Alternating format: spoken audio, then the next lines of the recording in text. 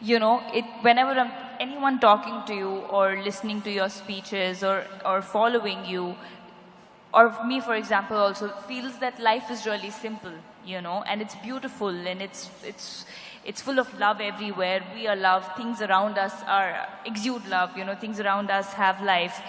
But how difficult is it for people to understand that life is simple, and why do you think the smallest of the things have been complicated by human race so much, be it relationships, be it marriages, be it love, be it work? There's just so much superficial things overcoated, and people are just missing out on small joys of life, and they just don't live life the way it's supposed to be.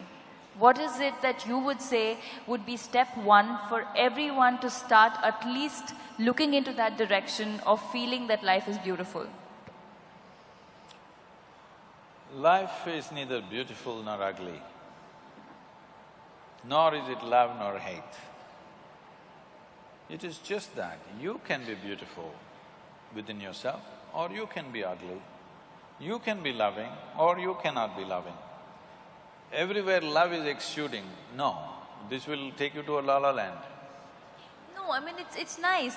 You don't have to have conditions everyone's lovely here. I don't have a problem with anyone, but not everyone's going to look at it that way. Now I must tell you something. This happened. A young widow went to the cemetery to visit the grave that she was dedicated to, but she had a 7-year-old boy. That boy ran all over the cemetery, reading all the inscriptions. He's just learned to read and write, so he's reading all the inscriptions all over.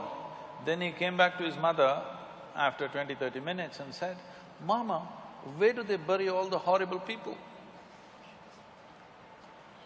Everybody is beautiful is not true. Then this is la-la land. It's not true, people can be extremely ugly. But if you are beautiful, even that ugliness you can transform to whatever extent you can. Will everybody come your way? No, they will not. If they don't come your way, will you become ugly? No. That is the important thing. Right. When things don't happen your way, are you still capable of being a beautiful human being? That is all you have to fix. Right. If that one thing if you fix, everything is fine. When nothing happens your way, are you still a beautiful human being? See, you must understand this. This is the only thing that this culture has ever worshipped, I want you to understand. Since yesterday, people have been reminding me of this because there is also a real estate issue today. You know, Rama is hugely worshipped.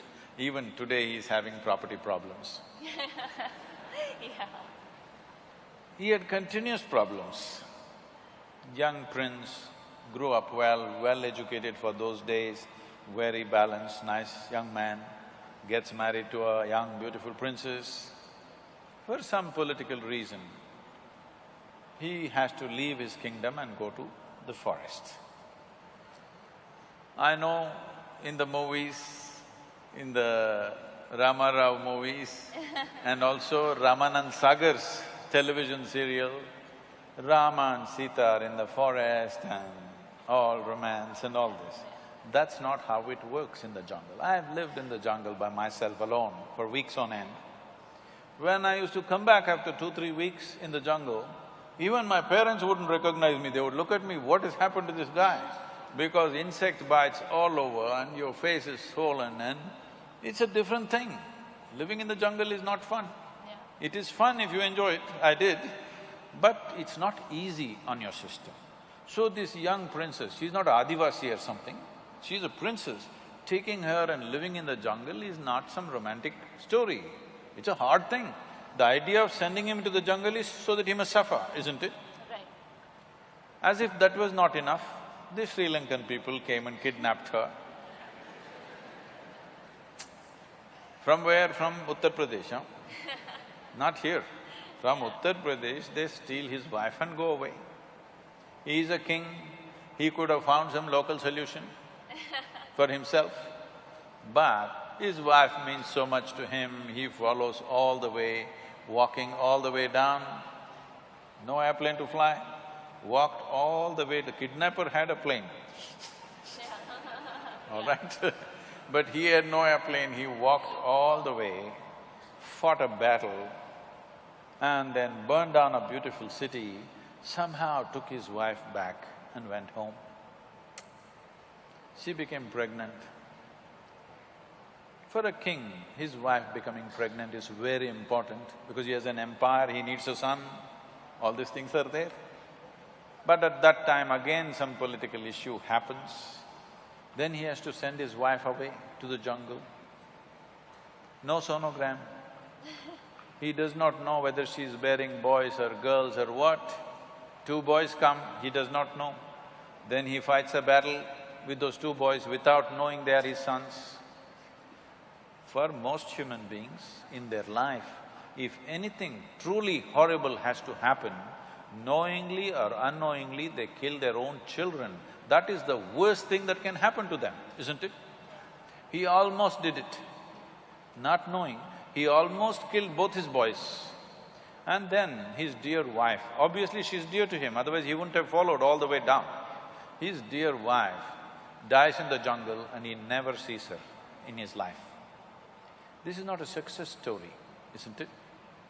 But even in recent times, during the independence freedom struggle, Mahatma Gandhi went on referring to Ramaraj because in this culture, one of the best administrations ever has been Rama's administration, how he administered his nation. So, when all this extreme drama was happening in his life, worst kind of drama is happening in it. This guy never married again. He lived alone, he almost killed his own children, complete disastrous life. But he remained balanced and did his administration and whatever work he has to do with such balance and efficiency that after 5,000–6,000 years, when we talk about a ideal nation, we say Ramaraj. Right.